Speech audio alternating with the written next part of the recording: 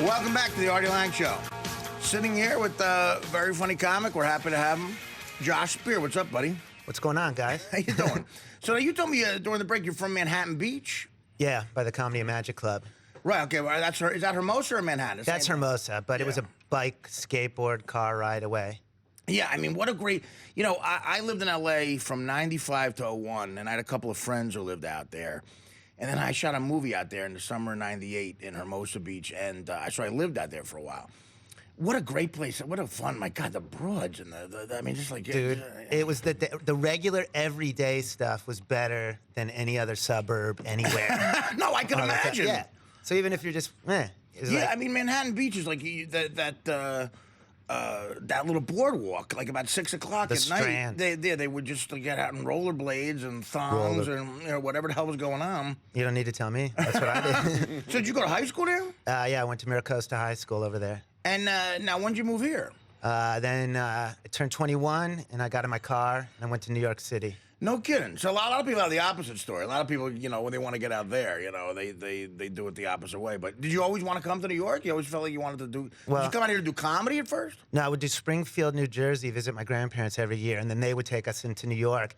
And I instantly, even from like 11, I was like, oh, I'm coming here someday. Yeah. So as soon as I could, I just left. Springfield's right next to where I grew up, Union, New Jersey. I know. County. Yeah, so, yeah, it's like 10 miles, 12 miles from New York City. So you're one of those guys, like you saw the city at a really young age, you're like, I got to come here. Oh, yeah, instantly.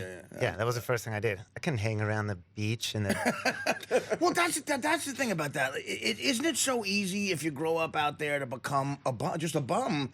Because the lifestyle is so laid back. If you get trapped in it, you're never going to leave, right? Every time I go on vacation, I start to slow down within a week or two, and I'm like, I'm gonna come back here forever. And then I'm like, I kind of suck now, and I'm not interesting, and I got to get back to New York, where I can do 3 things. Do you think you think people lose their edge when they go out there too long? Like, Maybe not out there, but I feel like when I leave here, I lose my edge a little bit. What part of town you live in? What part of what town? New York. I live in Springfield right now. Oh, you live in Springfield? Yeah. I've been in New York. I've had 11 different apartments in the city, and I've had to run out to Springfield for a few different reasons, a few different times. Regroup my money, my life. Right. No, I hear you. Yeah. And how old are you when you start doing stand-up? Is this where I pretend I'm younger than I am? It's up to you. I'll roll with it. I don't care. When I was 13, I started. I was a prodigy, and then I went crazy, and then I did a talk show. And you don't see that a lot, like 13-year-old comics. Every once in a while, because no one's funny when they're 13. No. Every once in a while at a club, people say, like, oh, there's a 16-year-old phenom doing stand-up. And you're like, no, they're not. They're not funny. Like, maybe they do impressions, and you got to live life a little bit. You got to get knocked around a little bit before you're funny, I think. First of all, there's a million of them. All your shows must be starting at 9. Because if you ever seen the end of the 7 o'clock or the 6:30 show in a club, there's always a teenager that, like, the parents wrote half the jokes. Right. Oh, it makes me sick. Yeah, no, it is. It's very, like, you want to strangle a person. It's the direct opposite of funny. But do you start at clubs in New York or Jersey? I started in New York. Okay. Where'd you go? I went to Boston Comedy Club, and Remember that? Yeah, that's every not there open. anymore. No, that's gone. Yeah. Every open mic, everything in the 90s, every Brooklyn, every train, every stupid bar basement and show where they didn't know you were going to be there. There was a weird, like, new explosion of comedy in the mid-90s, right? I mean, like, because I was here around for it as well. I mean, like the Luna Lounge, alternative rooms. And there you were in the East Village, and you went to this room, and I was standing there outside, and you would come outside, and the girl wouldn't let you on. And is this a story about me? Yeah, this is you.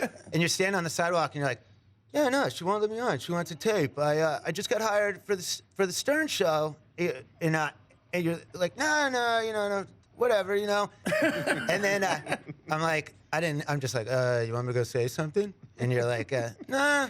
That was it. Oh, really? Where? Yeah. Oh, in the East Village. Oh. Avenue C and like 4th Street. Oh, okay. Yeah, there was a lot of those. My agents would always say, go to these alternative rooms. Like, they were better than clubs. They would say, go there. They're all the same, like, I think. I'm like, well, I'm playing the clubs. I don't want to do it. So sometimes I would get talked into it. And you go there, and it's like these people right out of NYU with like snobby attitudes. Kind of like, no, we're not letting you on.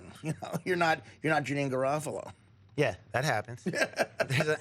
I can't even explain the randomness of how many different kinds of rooms and the get-ons and the don't get-ons. Oh, it's ridiculous. Only on Tuesdays in the last like month and a half, I did like one of those kind of shows like every Tuesday. Just coincidence. It wasn't like I planned a Tuesday tour. Right. So I was like in Brooklyn. Everything worked out this time around, but I've had times where they just look at you. You're like, I'm not.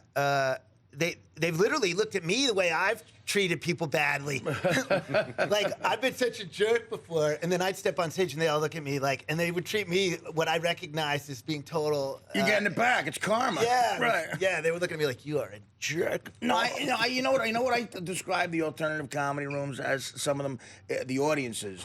Imagine like every bouncer every pretentious, pompous bouncer who wouldn't let you in a hip club. Imagine everybody in the audience is one of those guys. That's the attitude they give you. You know, it's like very, very condescending. Like, we're not laughing at you because you're not wearing the right belt. I have a sad ending to this story because I was like the rope guy for a while. Right. Wow. Where? Over here around when Shine was right on the corner. You remember Shine over here on West Broadway? I know that club. Yeah. I did it there, and then one night a week I did at Chaos over, but that was too hardcore for me. I couldn't keep up with that door. Yeah, that chaos. Now you know Was. You know Was. Yeah, everybody knows Was. Right. Yeah, that's a guy I've got to know through the scenes, or sometimes he'll let you in. Yeah, I saw his Harley one day, and I knew it was his because it said Was. Right. Yeah, there's this guy. There's a legendary guy. His name's Was Stevens. He's a legend. He also acts. He's a pretty good actor too. He's been in a bunch of stuff. But he's in one of those erection commercials, or Cialis or herpes or Really? something. Is he really? Yeah. I didn't see that. There you go, Was. There's some promo. He's in a couple of movies too, but he's like the quintessential dork. He claims to have invented the whole velvet rope thing, like where, like guys at clubs, and again, even in show business, out of show business, I would never get in one of those places unless someone knew me for some reason. And it was real embarrassing. And I would say, like, sometimes you're with a girl and they go, oh, try to get into this hot club. And I'm like, listen, if I can't get in, I'm not going to try to explain who I am because that's going to be the most embarrassing thing ever. So it's either yes or no. Or if it's no, we're just going to go to a bar, And if that's not good enough for you, you're going to have to go find Ethan Hawke to tell him to get you in the room. But Was I got to be friendly with through whatever, like even the Stern Show a little bit, but before that. And sometimes he would even reluctantly look me over and go, hey, you're wearing work boots, it's a Thursday. Like he would give me the whole things I was doing wrong. It's Tuesday after September and you're wearing you have shoestrings, He wanted you to do your part. Right, I guess. I mean, so how long you do that for? That's a crazy world, right? I mean, but yeah, that was a crazy world. I did that from 97 to 2000 straight, every single night, man. Comedy before and then I'd party and then I never saw daylight. And, how do you get hired for a job like that? Some guy go listen, you're hip enough to do this. You're the gatekeeper. It's basically hot chicks you let in, right? I mean, yeah, that's kind of how it happened. Actually, to tell you the truth, right. They're like, you're perfect. We'll put you on the door. And then other times they're like, just sit in the booth and drink for free. And right. They paid me to do that too. Did they really? Only for a year. I wasn't big time. But what was the premise of that? You just were just to look cool or something? I think I was with two guys that were slightly cooler than me because they got paid twice as much as I did. That's how you found out I was cool. Yeah, I felt like I was cool enough. The $100 bill I left with was enough not to be the coolest $200 guy. But you say to your boss, listen, I feel I'm cool enough, but fine, Yeah, I think I'm a $200 guy, but I'll accept $100 as opposed to nothing. So but that's the greatest thing. It's got to be flattering if some guy says to you, if you're not a major celebrity, to go, because I've been paid to hang out at clubs, quite a bit of money, but it's because I'm known. But if you're just a cool guy, that's got to be kind of flattering, right? It was a lot of fun, but then you think it's because you're cool, and you're like, oh, I'm so cool. But then you realize there's a lot of work. You have to be there all the time, every night. This is exhausting. What do you? No, it's true. Anytime something becomes no matter if you have to, because I used to do some of those. They talk about them in The Sopranos all the time. Those show no work, show up jobs where you show up but you don't have to work.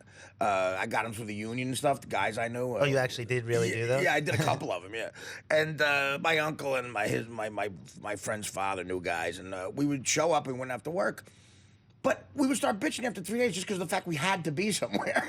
That sucks. I would go. I don't want to just actually go. Wow. Even if it's a club, did you get like a ton Well, of? no, after the clubs, you're like, I don't want to be around regular people. Yeah, right. This it's is too awesome. It's like show business. You know, when you're in show business, you're like, oh, can't we hang out with everyone who looks like Jennifer Aniston with that same haircut? And, you know. Yeah, there's a lot of that, a lot of same haircuts. Yeah. I do like the freedom of the girls around there. Then you go back to meeting normal, nice girls. And you're like, oh, this is a different pattern now. Yeah. Oh, absolutely.